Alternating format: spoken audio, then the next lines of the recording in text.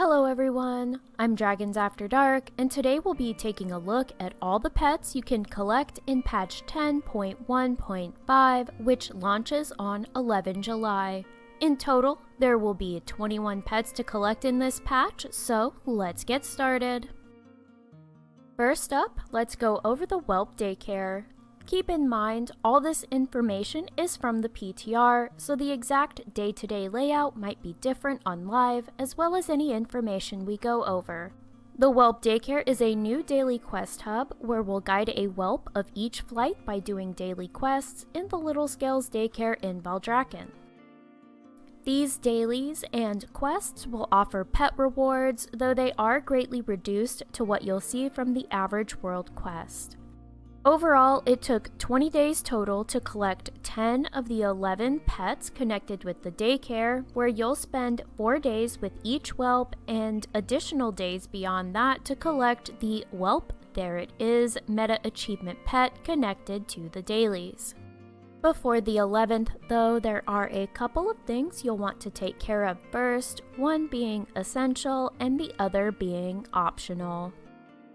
First off, the reclaimed Obsidian Citadel is required on the first day in the Whelp Daycare storyline, so make sure that you've completed the Black Dragon campaign in the Waking Shores on at least one character before 10.1.5 gets released.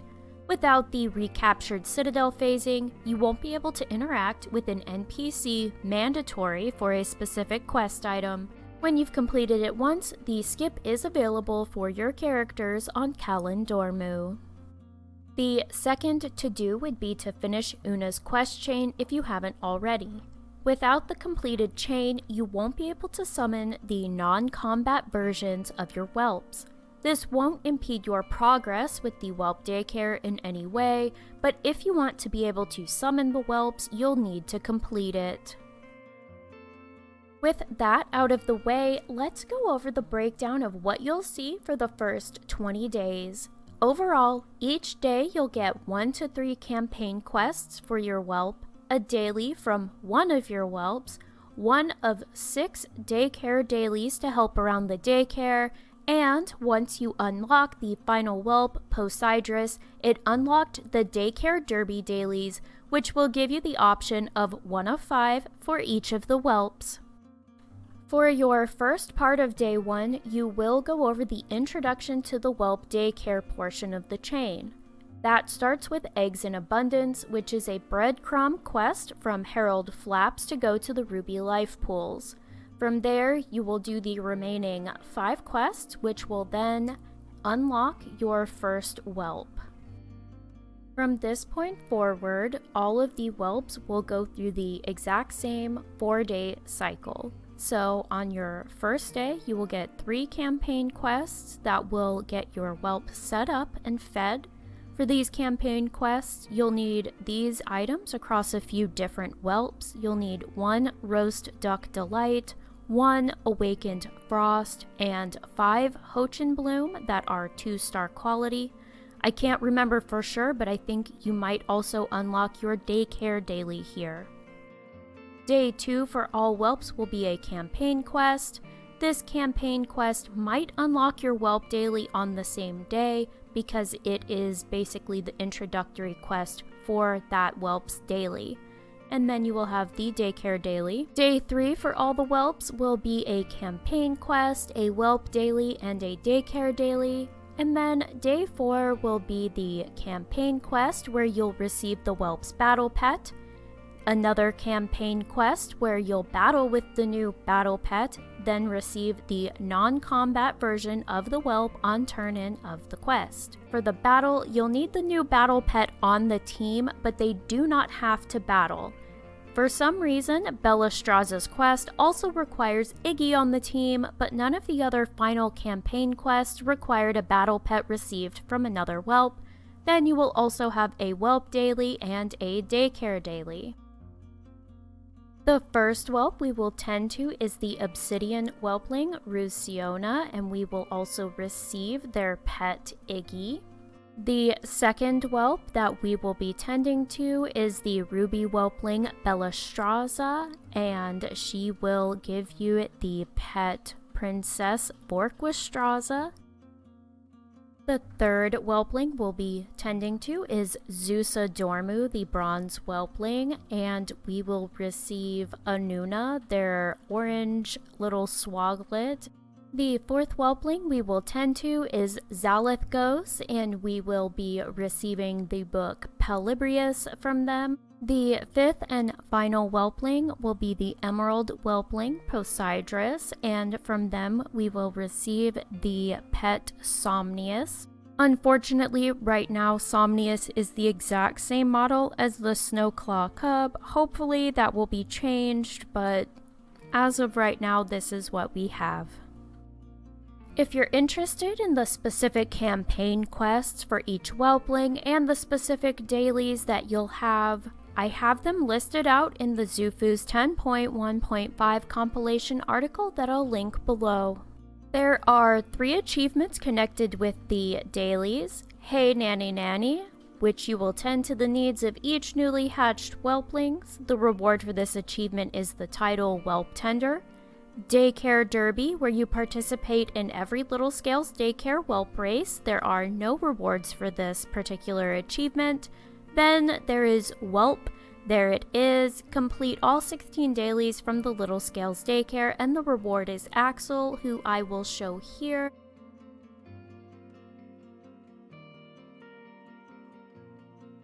And that's it for the Whelp Daycare. Now let's move on to the time rifts. Time rifts are an hourly event with Soradormi in the Tierhold Reservoir here. It will show up on your map as an event horn, just like with the Centaur Hunt. You have 8 minutes to speak with her to join the event, where you'll complete tasks as individuals and as groups. It's somewhat like the Researchers event, where the more tasks you complete will determine how many rewards you receive.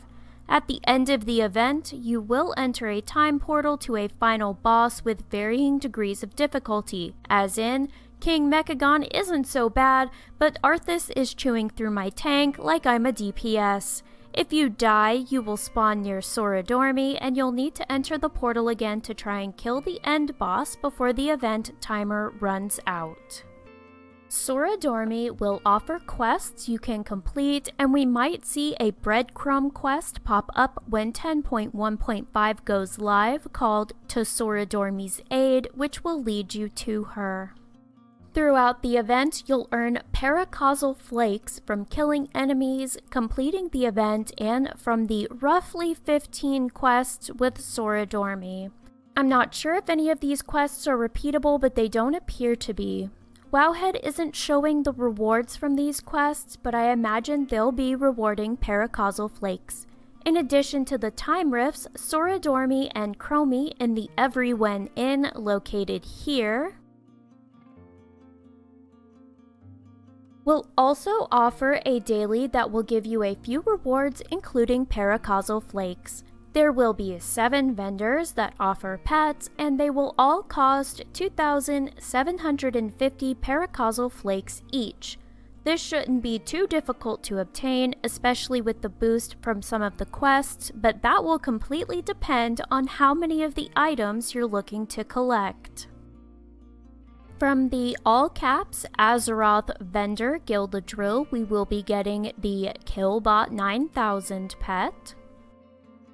From the Azarath vendor Falara Nightsong, we will be getting the pet Doomrubble. From the Asmerloth vendor Sir Finley Murgleton, we will be able to purchase Gildan. From the Asmorn vendor Baron Silver, we will be able to purchase in Ruby. From the Azkaroth vendor Provisioner Cora, we can purchase Jeepers. From the Uldaroth vendor Sorotis, we will be able to collect the Briarhorn Hatchling. Then from the Warlands vendor Warden Krizik, we will be able to obtain the Obsidian Warwhelp. There is one achievement associated with collecting the Time Rift pets called Minute Menagerie, but there is no reward for this achievement. And that's it for the Time Rift pets. Now for the first of the quest pets, Kabluey. Kabluey is an adorable blue version of the fire elementals we can get from Fyrax's Assault. This pet is a tribute to Robin Williams' Genie from Disney's animated Aladdin, and it will tell jokes when summoned. A big thank you to Lazy for figuring out how to get this pet and writing it up, which we will go over now. This pet's source quest is part of a 10.1.5 quest line for the Chronosmith's Forge. Talk to Temporal Investigator Tempo in Eon's Fringe and accept the Chronosmith to start the quest line. Talk to Irenaeus Coldsteel and complete the Chronosmith. Then you will accept and complete Chronohammer Time and For the Horde. Whatever the map will tell you, the turn-in is at the Chronosmith's Forge where you originally accepted the quests. Except if a hammer can break a lock, stand in the beacon and use your Shatter Time Lock extra action button. Enter the Time Forge building and accept By Time Fire Be Purged and Sword Stealing Searers. You don't need to complete the second quest for Kabluey, but without accepting it, the NPC won't walk into place for the turn-in. Then you will kill Slagnaros up on the tower, loot the heart of the Time Forge, and return to get your Kabluey. Congrats! Next up is Nelthara. Nelthara is a class and spec-specific pet for augmentation evokers. Obviously, this spec isn't out yet, but once 10.1.5 releases, you can respec your level 70 Evoker to Augmentation and zone into Veldraken. The first quest you'll receive is Our Destiny, followed by the High Creche. Then the final quest, Augmenting a Dragon, will reward Nelthara. Keep in mind, to complete the first two quests, your spec doesn't matter, but for the Augmenting a Dragon quest, you will need to be in the Augmentation spec because it requires the usage of 2 augmentation abilities to complete. Here is what Nelthara's model will look like.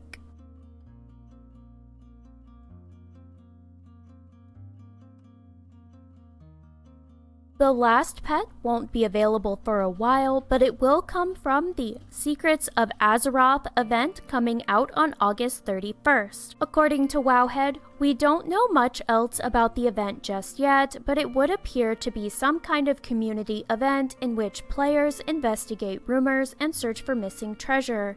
Whatever the case may be, players will certainly be interested in collecting the achievements, which reveal some nice rewards. Tobias is a reward for the achievement Community Rumor Mill, which is part of the event and is a new model of dog that looks like a golden Labrador retriever. According to the achievement text at the moment, we'll need to find 10 buried satchels using rumors from around the community. Here is the model of Tobias.